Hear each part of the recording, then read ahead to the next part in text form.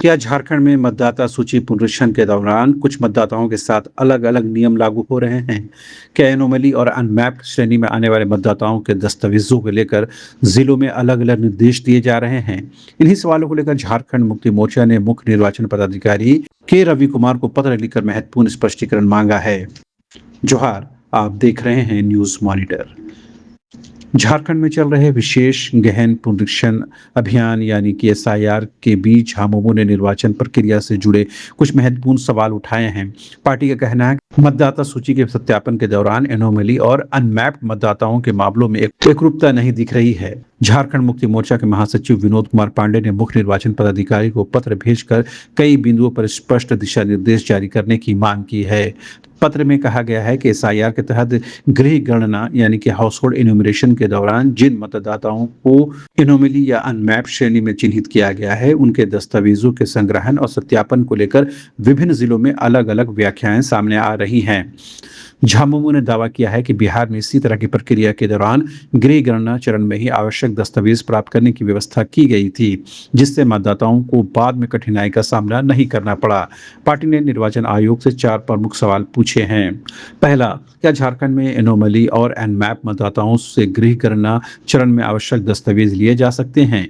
दूसरा, यदि दस्तावेज लिए जा सकते हैं तो क्या इस संबंध में सभी डीईओ, ईआरओ, एईआरओ और बीएलओ को समान निर्देश जारी किए गए हैं?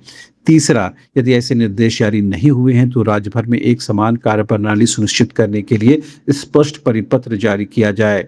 चौथा, यदि झारखंड में बिहार से अलग प्रक्रिया अपनाई जा रही है तो इसके कानूनी और प्रशासनिक आधार को सार्वजनिक किया जाए ताकि भ्रम की स्थिति न बन सके।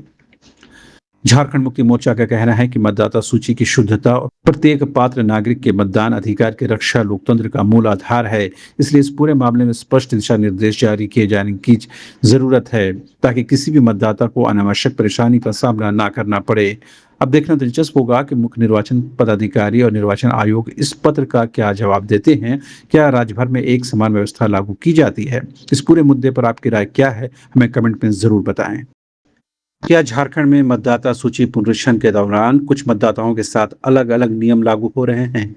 क्या एनोमली और अनमैप्ड श्रेणी में आने वाले मतदाताओं के दस्तावेजों को लेकर जिलों में अलग-अलग निर्देश दिए जा रहे हैं? इन्हीं सवालों को लेकर झारखंड मुक्ति मोर्चा ने मुख्य निर्वाचन पदाधिकारी के रवि कुमार को पत्र लिखकर महत्वपूर्ण स्पष्टीकरण मांगा है। जोहार, आप देख रहे हैं न्यूज मॉनिटर।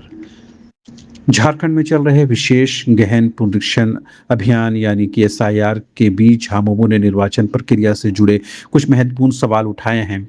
पार्टी का कहना है कि मतदाता सूची के सत्यापन के दौरान एनोमली और अनमैप्ड मतदाताओं के मामलों में एकरूपता नहीं दिख रही है। झारखंड मुक्ति मोर्चा के महासचिव विनोद कुमार पांडे ने मुख्य निर्वाचन पदाधिकारी को पत्र भेजकर कई बिंदुओं पर स्पष्ट दिशा निर्देश जारी करने की मांग की है। पत्र में कहा गया है कि एसआईआर के तहत गृह गणना यानी कि हाउस होल्ड इन्यूमरेशन के दौरान जिन मतदाताओं को एनोमली या अनमैप्ड श्रेणी में चिन्हित किया गया है, उनके दस्तावेजों के संग्रहण और सत्यापन को लेकर विभिन्न जिलों में अलग-अलग व्याख्याएं सामने आ रही हैं। झामुमो ने दावा किया है कि बिहार में इसी तरह की प्रक्रिया के दौरान गृह गणना चरण में ही आवश्यक दस्तावेज प्राप्त करने की व्यवस्था की गई थी, जिससे मतदाताओं को बाद में कठिनाई का सामना नहीं करना पड़ा। पार्टी ने निर्वाचन आयोग से 4 प्रमुख सवाल पूछे हैं। पहला, क्या झारखंड में एनोमली और अनमैप्ड मतदाताओं से गृह गणना चरण में आवश्यक दस्तावेज लिए जा सकते हैं? दूसरा, यदि दस्तावेज लिए जा सकते हैं तो क्या इस संबंध में सभी डीईओ, ईआरओ, एईआरओ और बीएलओ को समान निर्देश जारी किए गए हैं? तीसरा, यदि ऐसे निर्देश जारी नहीं हुए हैं तो राज्य भर में एक समान कार्यप्रणाली सुनिश्चित करने के लिए स्पष्ट परिपत्र जारी किया जाए। चौथा, यदि झारखंड में बिहार से अलग प्रक्रिया अपनाई जा रही है तो इसके कानूनी और प्रशासनिक आधार को सार्वजनिक किया जाए ताकि भ्रम की स्थिति न बन सके। झारखंड मुक्ति मोर्चा का कहना है कि मतदाता सूची की शुद्धता और प्रत्येक पात्र नागरिक के मतदान अधिकार की रक्षा लोकतंत्र का मूल आधार है। इसलिए इस पूरे मामले में स्पष्ट दिशा निर्देश जारी किए जाने की जरूरत है ताकि किसी भी मतदाता को अनावश्यक परेशानी का सामना ना करना पड़े। अब देखना दिलचस्प होगा कि मुख्य निर्वाचन पदाधिकारी और निर्वाचन आयोग इस पत्र का क्या जवाब देते हैं। क्या राज्य भर में एक समान व्यवस्था लागू की जाती है? इस पूरे मुद्दे पर आपकी राय क्या है, हमें कमेंट में जरूर बताएं।